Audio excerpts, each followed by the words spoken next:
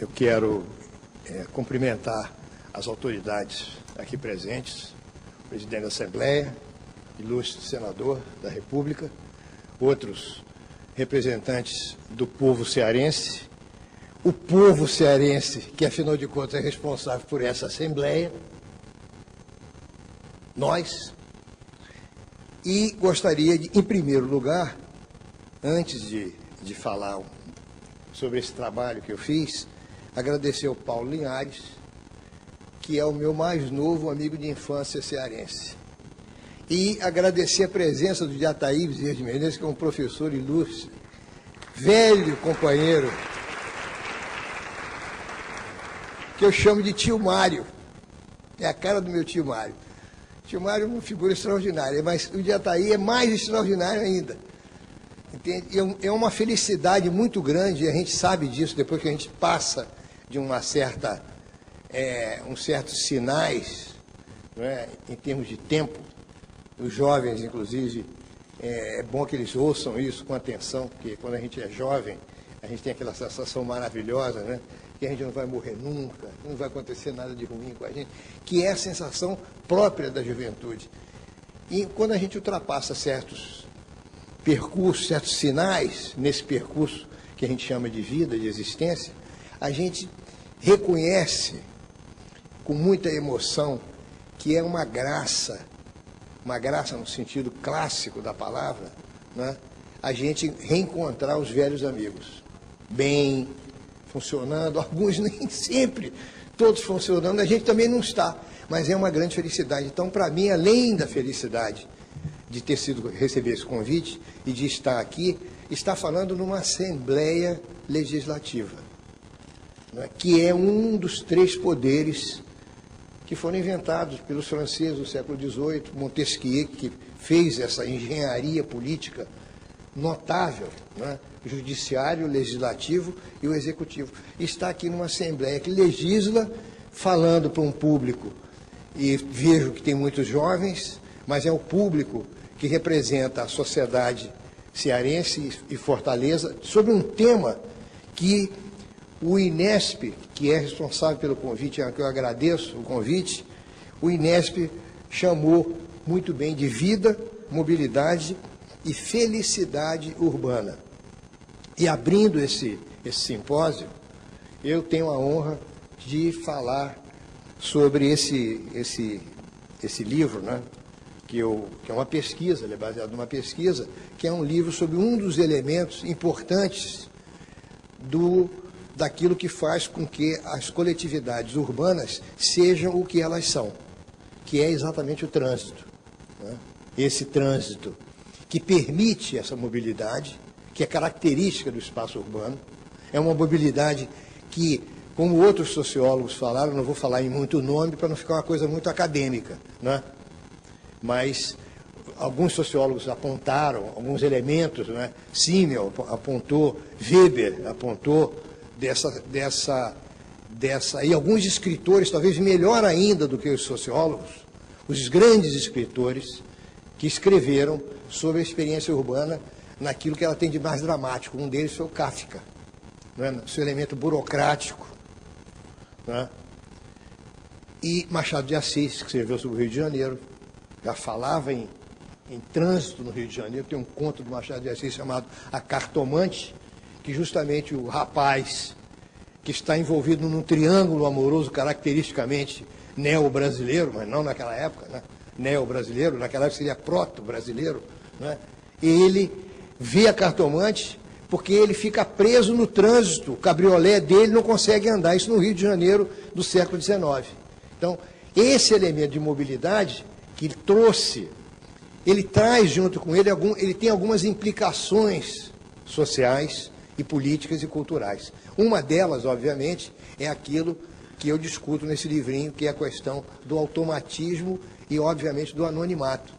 Porque na medida que essa comunidade, essa coletividade vai crescendo, a gente ultrapassa o nível de saber quem são as pessoas, de mapear as pessoas num quadro de intimidade, num quadro de dimensão pessoal, de saber o nome de saber o nome da família, de situar essa pessoa num quadro de relacionamentos que nos devem favores e a quem nós devemos favores, em que a reciprocidade é uma marca importante, a gente tende a esquecer, porque a gente começa a classificar as pessoas em superiores e inferiores, e esse elemento, digamos assim, burocrático e político, que passa por aquilo que a gente chama de poder, é um dos elementos mais claros do poder, que tem a ver com inclusões, obviamente, e com exclusões, com essas demarcações do trânsito. Então, esse trabalho que resultou nesse livro chamado Fé em Deus e Pé na Tábua, inclusive muitos jovens perguntam, onde é que o senhor tirou esse título? É uma invenção? Não é invenção. Quando eu era jovem e morava em São João Nepomuceno, Minas Gerais, e depois eu fui morar em Juiz de Fora, e em Juiz de Fora eu tive a consciência do automóvel, o automóvel como símbolo de prestígio, o automóvel como um símbolo de sedução, porque as meninas naquela época não entravam no automóvel para passear com a gente sozinho, tinha que entrar com o pai, com a mãe. O tamanho dos automóveis, a marca dos automóveis, e naquela época, nos anos 50, em Juiz de Fora, nós sabíamos exatamente quem era proprietário de cada automóvel da cidade, porque a cidade não tinha tantos automóveis, a gente andava de bonde, era o transporte coletivo que predominava. Eu fui usuário de bonde até meus 18 anos de idade. Isso é uma experiência importante que, lamentavelmente, nós liquidamos no Brasil, porque nós optamos por um outro modelo. Então, também é uma grande honra, né? É um privilégio poder falar numa Assembleia. Porque eu estou falando quem vai legislar, quem vai governar a cidade, quem governa a cidade, quem vai dizer, olha, vamos fazer um projeto para fazer isso ou aquilo. Então, é importante dividir algumas reflexões que foram colhidas nesse Fé em Deus. Esse Fé em Deus e Pé na Tábua, como eu dizia, eu vi em São João Nepomuceno, em Juiz de Fora, que era o seguinte, a tábua, meus amigos, é o acelerador do carro, que é achatado. O carro hoje tem 2 pedais, a maioria de vocês. Tem gente que daqui a 10 anos não vai saber nem o que é mudança, porque os carros serão todos automáticos, talvez até movidos a pensamento, daqui sei lá quanto tempo, né? Pode ser até menos de 10 anos, porque a gente não sabe, movido a pensamento, né? O sujeito pensa, o carro anda. O acelerador era pé no acelerador e crença em Deus. Crença em Deus em que sentido? Num poder superior que, obviamente, sempre está do nosso lado e sempre está contra os nossos inimigos. Porque o Brasil continua, embora nós não sejamos filhos de Israel, nós somos bíblicos. Nós ainda continuamos acreditando que tem um lado certo e tem um lado errado. O que, numa situação como de experiência urbana, fica um pouco mais complicado. Numa situação de uma sociedade que vai virando uma sociedade pós-industrial e de massa, que tem compromissos em comum, fica mais difícil de dividir o que é o certo e o que é o errado, né? Será que existe realmente alguém que possa hoje, em sã consciência, ter todas as respostas para os problemas brasileiros, como eu aprendi na minha juventude, que tinha e acreditava? É uma questão interessante.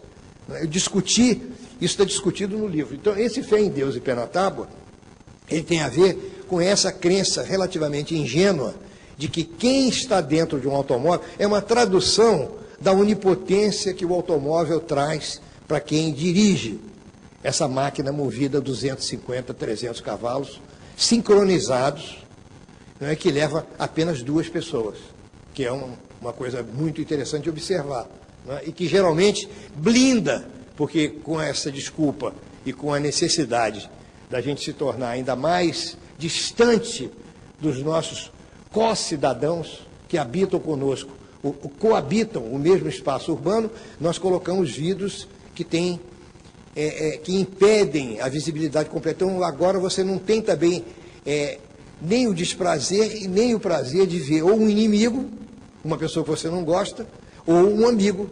Quando casualmente a gente abre a janela e vislumbra o amigo, a situação muda toda. Então, eu vou fazer uma exposição que eu pediria, inclusive, né, no tempo de uma aula, que são 8 horas da noite, até mais ou menos às 10 para as 9, né, que eu acho que é um tempo suficiente, porque talvez um pouquinho mais, um pouquinho menos, certamente talvez menos, que é uma exposição sobre os pontos principais desse livro, né? Eu não vou conseguir ler aquela tela ali, Eu estou vendo atrás, eu vou ficar de costas para a plateia, não pode.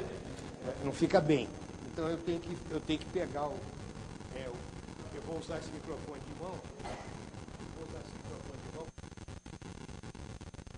Está funcionando? Tá, obrigado. Esse microfone de mão para poder ler, porque eu pensei que enfim, eu não sei se dá para acompanhar a leitura, mas eu vou especificar. Isso aqui é simplesmente um roteiro para mim. Roteiro para mim. Primeiro, o ponto de partida da pesquisa não foi... Eu não sou engenheiro de trânsito, então o meu problema não era veículo, relação entre veículo e rua, quantidade de veículos que transitam pelas ruas. Esses problemas são fundamentais, mas não é a minha especialidade. O meu problema era diferente. O meu problema, sempre fiquei intrigado com o meu próprio comportamento no trânsito, inclusive porque eu morei em outros países em que o comportamento no trânsito, eu fiquei chocado pela diferença, porque foi onde eu percebi pela primeira vez o nosso estilo bárbaro, agressivo, safado, maldoso e, obviamente, aristocrático de dirigir. Porque a gente sabe, e mais do que isso, é coisa de que tem quantos anos que os acidentes de trânsito se transformaram em capítulos de Código Penal. É recentíssimo. Quem tinha automóvel atropelava e não acontecia nada. Era um acidente, ficava no nível do acidente. Não havia nenhuma possibilidade de você culpar a pessoa. Então, o ponto de partida foi ultrapassar a questão dos códigos, as posturas, que nós sempre falamos. A questão da impunidade, né, na entrevista. Professor, o problema, doutor, não é a impunidade? Sim, é claro que a impunidade é mais parte do problema do que a solução para o problema. Porque quanto mais impunidade vai ter se a gente não chegar em determinados acordos, que eu vou falar. Não era o problema de código. E outra coisa, a pesquisa não foi feita no Estado, que é um outro problema que a gente tem, de achar que todas as soluções da sociedade estão no Estado. O Estado que vai resolver os nossos problemas. Por que tem muito... Pois é, o problema de Fortaleza, que está muito sujo, é porque a prefeitura é assim. Porque o Estado não cuida, porque não tem policial, etc. Sim, mas quem é o Estado? O Estado somos nós. Quem são as pessoas que nós elegemos? Eles são marcianos?